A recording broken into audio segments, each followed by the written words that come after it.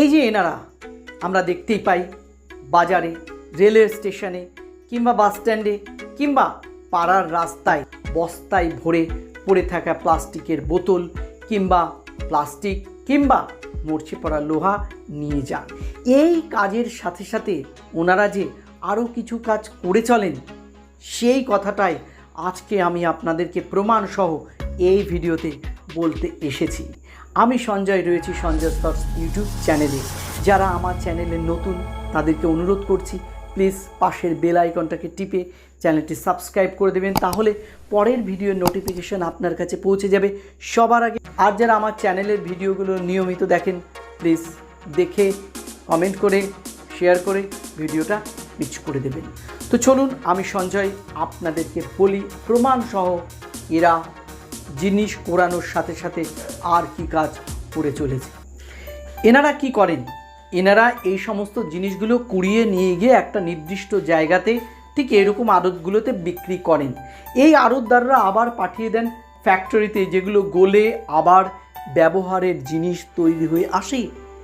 হ্যাঁ, যেটাকে আধুনিক পৃথিবীতে বলা হয় রিসাইকেলিং, অর্থাৎ সম্পদের পুনর্ব্যবহার।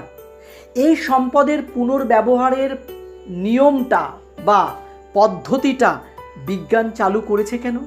বিজ্ঞান চালু করেছে যাতে অদূর ভবিষ্যতে আজকে আপনি আমি রয়েছি, আগামী দিনে যে প্রজন্ম যারা আসবে তারা যাতে এই ধরনের জিনিসগুলো ব্যবহারের ক্ষেত্রে সম্পদের ঘাটতির সম্মুখে না পড়ে, তাই কিন্তু বিজ্ঞান চালু করেছে সম্পদ পুনর্ব্যবহারের পদ্ধতিটা।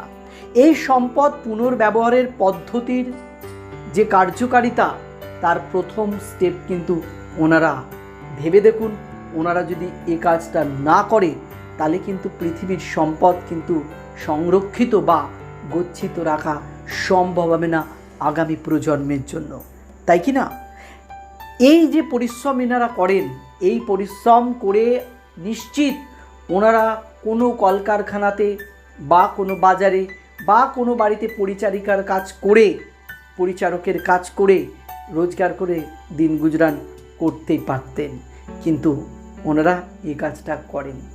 এই কাজ করার ফলে আখেরে যে লাভবান ওদের চাইতেও মানবকুল বেশি, এটা কিন্তু আমরা প্রায়শই ভুলে যাই।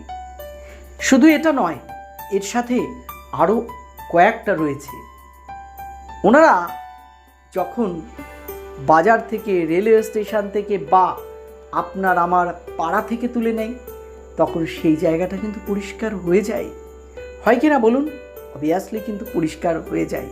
পৌরসভা, পঞ্চায়েত পয়সা খরচ করে সাফাই কর্মীদের রাখে এই সমস্ত জিনিসগুলো পরিষ্কার করার জন্যে, কিন্তু ওনারা নিজেদের ইচ্ছা মতো সেগুলো নিয়ে যান নিজেদের প্রয়োজনে। তাই পরিবেশ পরিষ্কার রাখার জন্যে ওনাদের কিন্তু এই অযান্ত্রিক ভূমিকাটা কিন্তু আমাদের ভাবা উচিত, তাই কি না?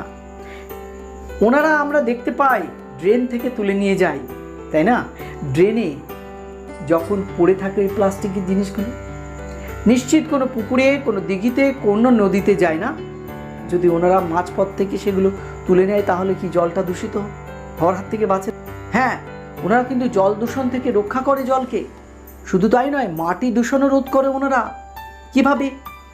যেখানে পড়ে থাকে, ধরুন বাজারে, রেলওয়ে স্টেশনে, খেলার মাঠে, যেখানেই পড়ে থাকে, যদি এই প্লাস্টিকের জিনিসগুলো দীর্ঘদিন ধরে মাটির মধ্যে পড়ে থাকে বা থাকতো, তাহলে কি হতো?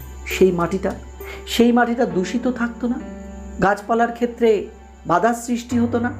কিন্তু ওনারা নিয়ে গিয়ে মাটি দূষণটাকেও কিন্তু রোধ করেন।